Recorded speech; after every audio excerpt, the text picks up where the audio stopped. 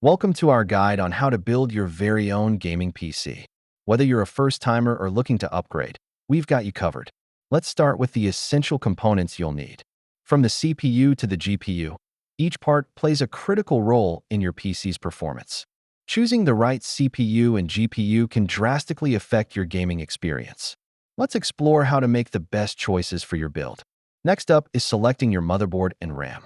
These components are key to ensuring compatibility and optimizing performance. When it comes to storage, you'll want to decide between traditional HDDs and faster SSDs. Let's break down the benefits of each option. Your power supply is the heart of your PC. It's crucial to choose one that can sustain your system's needs without compromise. Now for the fun part. Let's walk through the step-by-step guide to building your gaming PC. You'll want to stay organized. Once your PC is assembled, it's time to install the operating system and necessary drivers to get everything up and running.